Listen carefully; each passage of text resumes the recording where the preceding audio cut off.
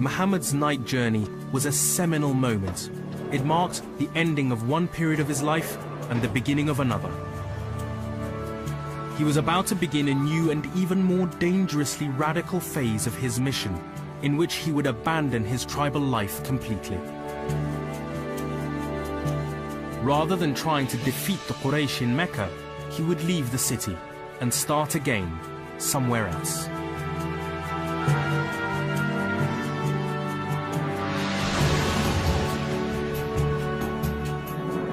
One day, in a place here which used to be a small oasis, Muhammad met a group of men from the town of Yathrib, which is about 15 days camel ride to the north.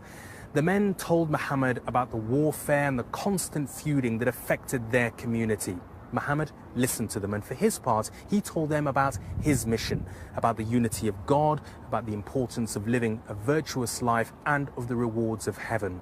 Now, importantly, the men sat and were even excited by what Muhammad had to say. And this was important because it was completely different to the reaction that Muhammad was used to getting in Mecca.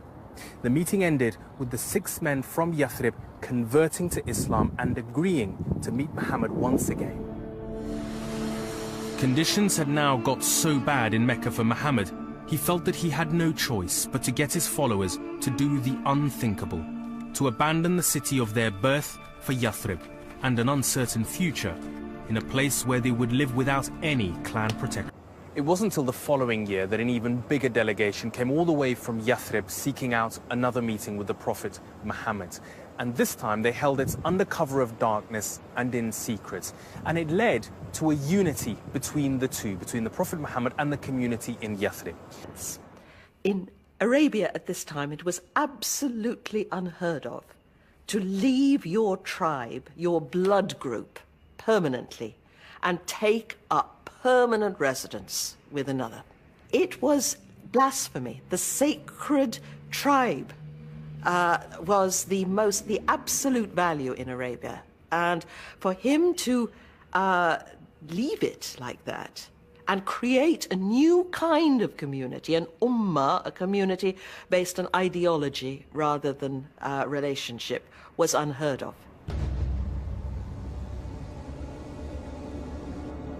If the rulers of Mecca got wind of Muhammad's plans, the consequences could be disastrous. So Muhammad now had to get his followers out of the city without alerting the Quraysh.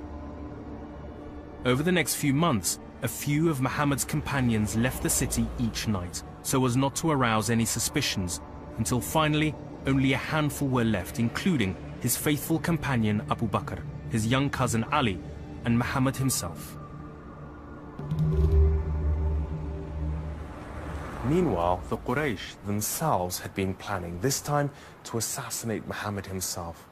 The idea was that one member of each of Mecca's clans would stab Muhammad at the same time, making it impossible for Muhammad's own clan to revenge his death, as too many people would have been involved.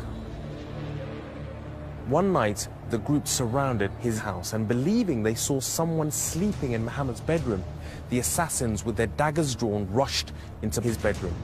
But instead, they found his young cousin Ali asleep in his place. Muhammad had fled.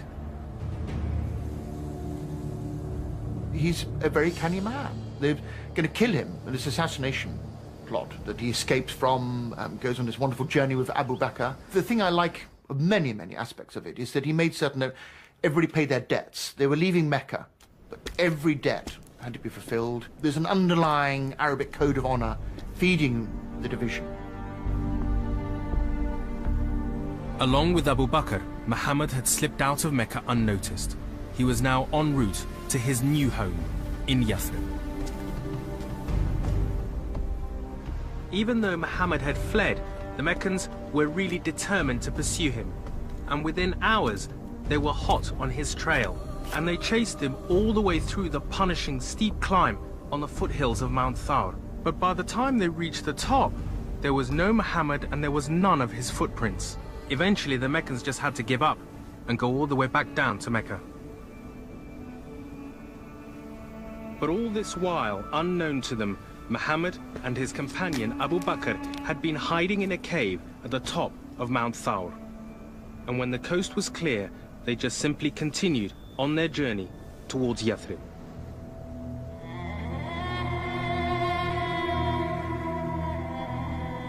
It was now 622 AD, and Muhammad was in his early 50s.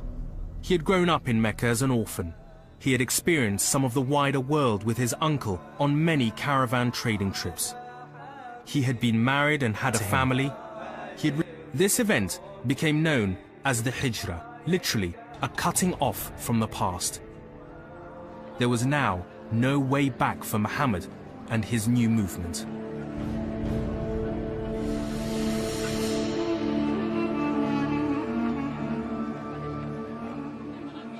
He went as he'd preacher. He didn't go as a conqueror.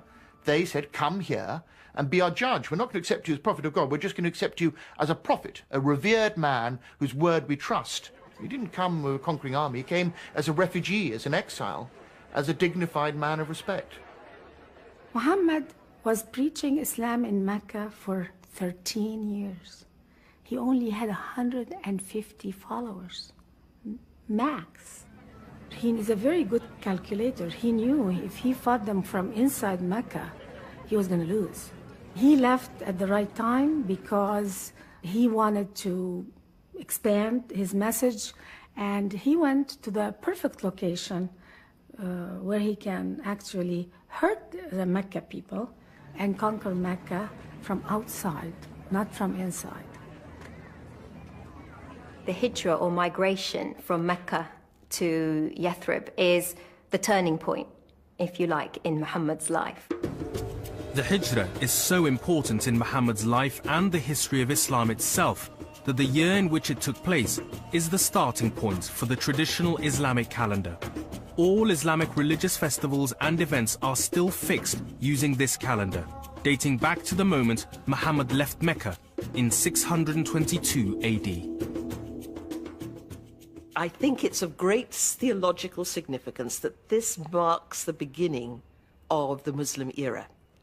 The Muslim era does not begin, as the Christian era, with the birth of the Prophet, but with the date of the Hijra.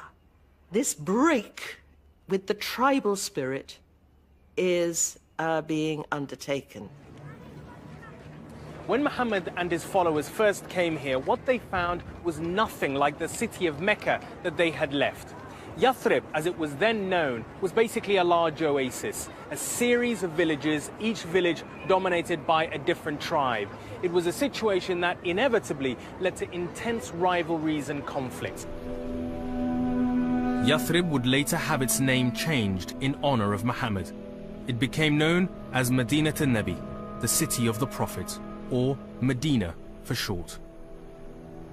They arrived with nothing, and they immediately had to integrate themselves from being a great trading Meccan aristocracy to being poor, penniless, wearing the rags of their clothing in a very, very wealthy oasis, full of its own wealth hierarchies. They ground corn, they wove mats, and they fitted in. When Muhammad came to Medina, what kind of a place was Medina? Okay, Medina at that time, it wasn't a complete city. It was what you call sub-communities. Collection of different tribes and communities. Yeah. The center of Medina, which were the Prophet and the main of Al-Ansar, or the people of Medina. Yeah. And then you have people in Quba, you have people in Al-Qiblatain, and then you have the Jew, the east of Medina, and also in the south of Medina. So you have tribes surrounding Medina, but as a general, they call it Medina. Muhammad's newfound freedom allowed him to build his own mosque. It became almost an extension of his own home. Tell me about when the Prophet Muhammad built his first mosque here in Medina. He found the land in the center of Medina, and he built this mosque. But this mosque, the model that you have here, is very different from the one that is in Medina now, which is one of the biggest and grandest mosques in the world. Yeah. This is very simple. Yeah, because at that time, try to imagine you are talking about 14 centuries before. The building was very simple, about 35 meter by 35 meter. But it was similar to the building around Medina, which was built by mud and also stones in foundation, and palm trees, so they can cover part of the mosque, and they make an open area in the back of the mosque. Now, that same mosque has been transformed into this, one of the biggest in the world, able to hold up to 500,000 worshippers at any one time. Muhammad used his mosque like a community center. He not only preached here, but also made it his office, where he could settle disputes, hold negotiations, and have public debates. Everyone was free to enter and speak with him. Jews, Christians, non-believers, even slaves. Above all, he and his followers could now come to the mosque and worship in relative peace.